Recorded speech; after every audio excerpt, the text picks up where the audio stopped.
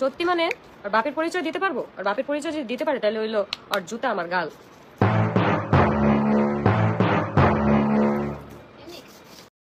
আখির কথার উত্তর দিতে গিয়ে এবার তিশা তার বাবাকে নিয়ে হাজির হলেন সোশ্যাল মিডিয়ায়। ভিডিওটিতে দেখা যাচ্ছে তার নাতিকে অর্থাৎ তিশার মেয়েকে স্বর্ণের চেন উপহার দিচ্ছে।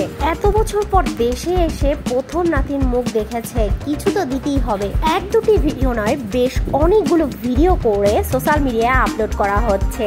একটি ভিডিওতে দেখা যাচ্ছে তিশা এবং তার বোনকে জড়িয়ে ধরছেন।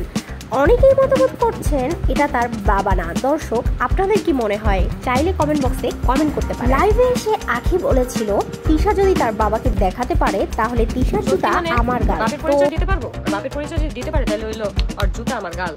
একদম পুরা গোষ্ঠী ফল। তোর কোনো বাপের পরিচয় আছে? তাহলে আমি এতটুকু কমো যদি মানুষের জন্মের হয়ে থাকে আর বাপের পরিচয় দিকে এসে বাপের পরিচয় নাই, আবার বাপ নিয়ে তো বড় কোন বাপ থাকে বিদেশ? এতদিন কোনো ঝামেলা করতে চাইনি, কোনো কিছু করতে চাইনি, বাধ্য করতে হবে।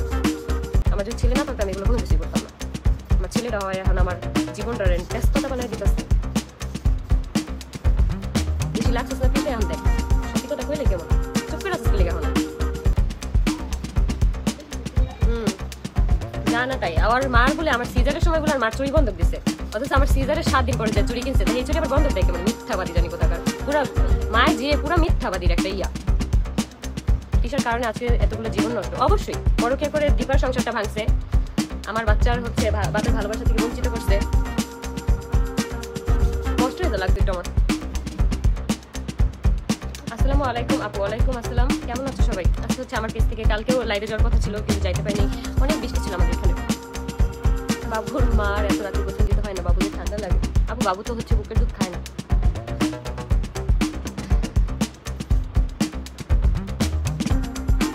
মেয়েটা ফালতু, মাটাও ফালতু। হাই আপু, কেমন আছো? আলহামদুলিল্লাহ ভালো। কেমন আছো? আলহামদুলিল্লাহ ভালো। ওরা আমাকে ভালো থাকতে দিবে না, বুঝছো? তিশা একটা বহুরূপী নারী, বহুরূপী নয়, একটা কাল নাগিনী। দীপারে অনেক ব্লেম দিছে কিন্তু এখন বুঝতেছি দীপারেও সেম আমার মতন ওই মেয়েটার লাইফ শেষ করে দিচ্ছে। টর্চার করতে করতে দীপার লাইফটা শেষ করে দিচ্ছে। আর দীপারে আমি এতদিন ভুল বুঝছি। এতদিন কেমনে ছিলা তুমি আপু? তিশার ভাব দেখলেই উঠে দেয়।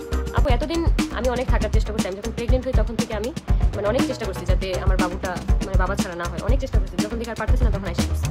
এতদিন তোমাদেরকে আমি কোনো কিছুই বলি নাই। আমি চাইছি যে কোনো ঝামেলা না হোক, কোনো ঝামেলা যাতে না হোক। আমাকে লাস্টের দিন আসার সময় আমার তিশা আমাকে চুল ধরে মারছে, থাপ্পড় দিচ্ছে, আমাকে মারছে। একটা মানুষও আমাকে আটকায় নেই, ওদের আটকায় নেই যেহেতু মাইরো না। সব হলো ওদের পাঁচেরটা থাকে সবগুলা। ইরফান বলো, জিহাদ বলো, সাইমন বলো,